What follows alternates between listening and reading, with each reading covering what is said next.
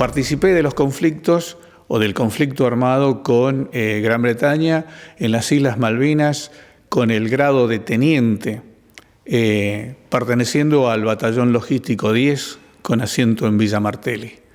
Ese fue mi lugar de asentamiento y mi ubicación en Malvinas. He leído mucho el libro del padre Martínez Torrens, Dios en las trincheras, así se llama. Y un poco parafraseando al padre Martínez Torrens, era el curita que nos asistía en las islas, nos decía, fueron 10.000 almas a Malvinas, se conjugaron y volvieron 10.000 historias o anécdotas distintas. Cuando llegamos al cuartel nos informaron de la situación, nos ordenaron entregar los equipos, retirar equipos limpios, nuevos, y a partir de ese momento prepararnos para salir a Malvinas.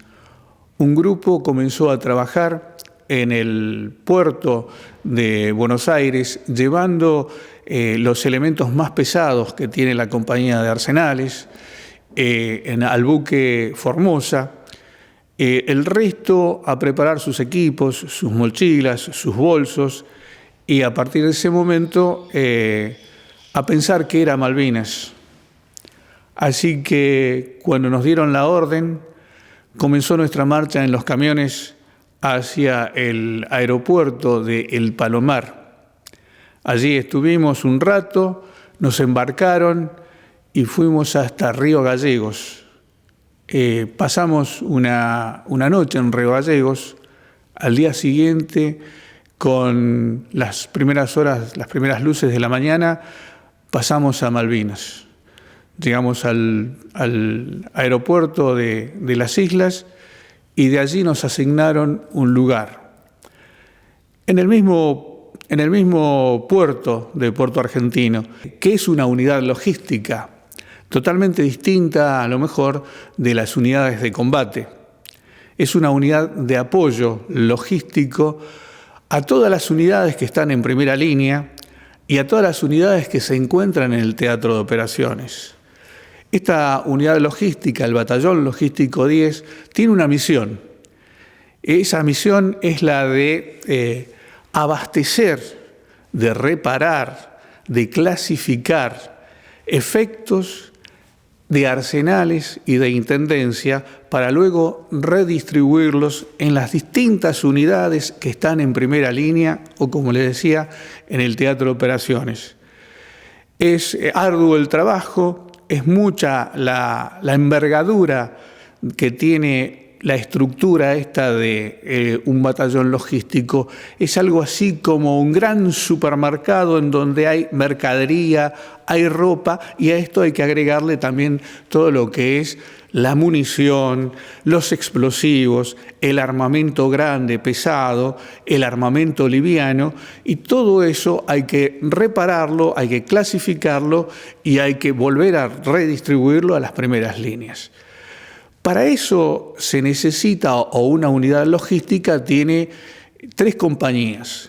La compañía Comando y Servicios, en donde se encuentra la sección Intendencia, la compañía de Arsenales, donde están todos los especialistas, y la compañía Transporte, que a donde está la mano de obra.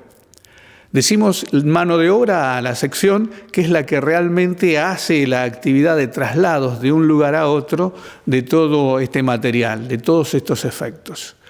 Entonces, como verán, que para cumplir con la función específica que tiene un batallón logístico se necesita muchísima, pero muchísima gente, especialistas en cada una de las actividades que se realizan. Por ejemplo, en la unidad de intendencia se necesitan talabarteros, zapateros, sastres, porque son los que van arreglando la ropa de todos y cada uno de nosotros.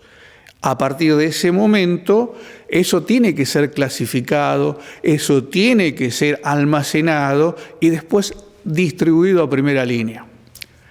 La sección Arsenales, hay especialistas que han sido formados en la Escuela de Suboficiales durante muchos años, mucho tiempo en las unidades logísticas, Y como su nombre lo dice, son especialistas en munición, en comunicaciones, especialistas en la artillería, especialistas en elementos ópticos que necesitan conocer bien el material de calibración y que se encuentren en condiciones para ser usado en forma inmediata por primera línea.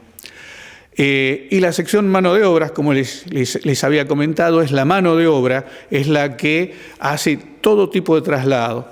Esta sección mano de obra es la que trabajaba mucho con el aeropuerto. Cada vez que llegaba un vuelo, hacía una vigilia permanente porque cuando entraba el avión ya teníamos que estar en el aeropuerto esperando. Ese avión llegaba hasta el lugar donde debía detenerse, bajábamos todos los elementos que había. Ahí llegaba de todo, desde los efectos clase 3, la munición, por ejemplo, ¿no? Munición, cajones de munición, la comida, muchos víveres, la ropa que mandaban del continente, que mucha gente decía recibían o no recibían, yo mandé esto, yo mandé... Bueno, todo eso llegaba al continente, nosotros los vimos, ahí estuvimos, nosotros los bajamos y nosotros a eso lo llevábamos al puerto, a los galpones grandes que había donde estaban los elementos de intendencia. Esa misma gente que les decía que son especialistas en la unidad logística, cuando estábamos en el puerto, dábamos la seguridad a nuestras instalaciones y estar aptos para combatir como infantería. Eso era lo que teníamos que hacer todos los días. El enemigo normalmente trata de mandar todo su fuego a las unidades logísticas.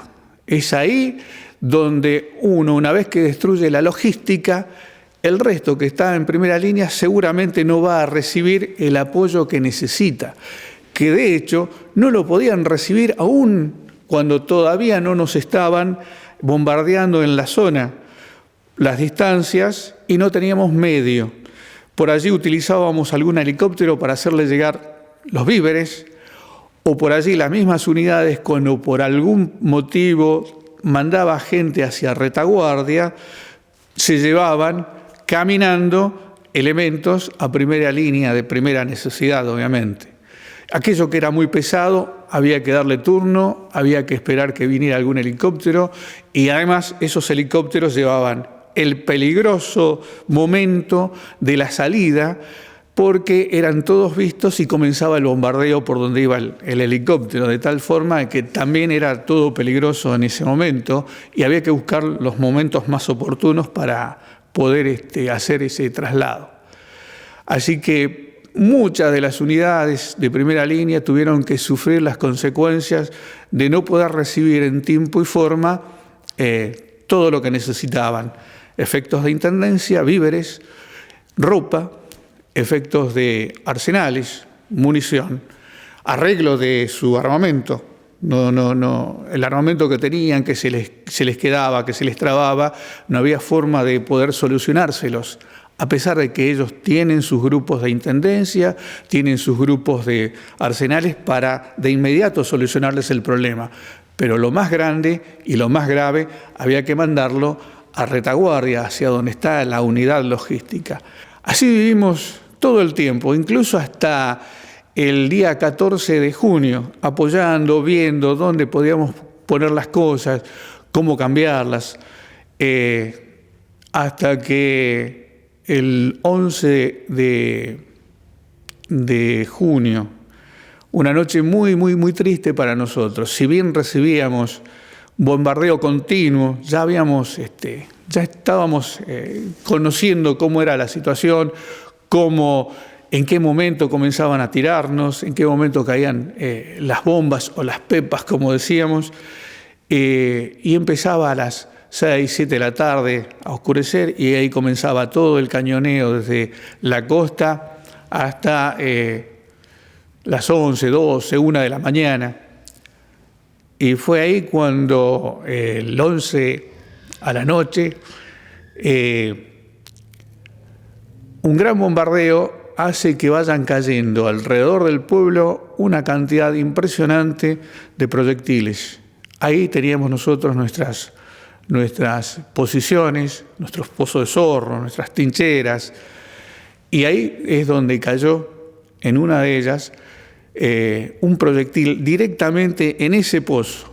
Y en ese pozo había 5 hombres, 2 de ellos murieron en forma instantánea, inmediatamente, los otros 3 muy malheridos.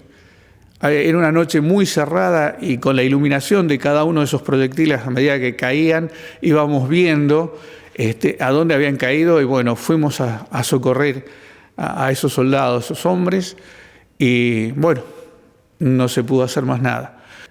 Cuando nos dicen en la madrugada, ya a la mañana, temprano, que teníamos que replegarnos, que se había firmado la rendición, nos decían en ese momento, cuando nosotros desde las posiciones veíamos hacia abajo la casa del gobernador y estaba todavía flameando la bandera nuestra, la bandera argentina. Allí el capitán de Urquiza, uno de los oficiales de operaciones del batallón logístico, nos dice a los oficiales que estábamos ahí bajando, miren, todavía sigue nuestra bandera flameando en la casa del gobernador, vamos a buscarla. Así que nos ordenó bajar, cada uno de nosotros iba ocupando una posición y ya estábamos recibiendo, los teníamos ahí al frente a grupos de ingleses que iban avanzando, así que íbamos nosotros con nuestro armamento tratando de retenerlos para que no avancen más y que el capitán pudiera bajar, arriar esa bandera. Llegó al mástil, bajó la bandera, se sacó el duvet, el abrigo que tenía, se envolvió en el cuerpo, se puso el duvet y salimos, siempre cuidándolo para que nadie se acercara y él pasando todos los controles, porque a partir de ese momento empezaron a controlar hasta que llegamos a los galpones donde estaba todo lo que era la comida. Así que ahí llegamos y ahí estuvimos encerrados hasta que empezaron a hacer la clasificación a los prisioneros de guerra. Esta bandera fue entregada por el capitán al Estado Mayor en el Ejército y nosotros firmamos un acta que era la bandera original que había estado flameando en Malvinas, en la casa del gobernador. Esa bandera al poco tiempo fue entregada al gobernador de Santa Fe y se le pidió que fuera colocada en el monumento a la bandera. Me gustaría que cuando ustedes vayan y puedan conocer la ciudad de Rosario, el monumento a la bandera, allí está nuestra bandera. Esa fue traída por los veteranos de guerra del Batallón Logístico 10. Nuestro regreso nos embarcaron en el buque Canberra. Llegamos a Puerto Madryn, allí nos esperó una cantidad hermosa de gente. En aviones de aerolíneas nos trajeron al Palomar. Allí una línea de colectivos, creo que era la 228, todo cerrado. Subimos y nos llevaron a la escuela Lemos. Y en la escuela Lemos estuvimos 4 o 5 días más. Y bueno, yo soy de Jujuy, soy el hermano mayor de 10 hermanos. Y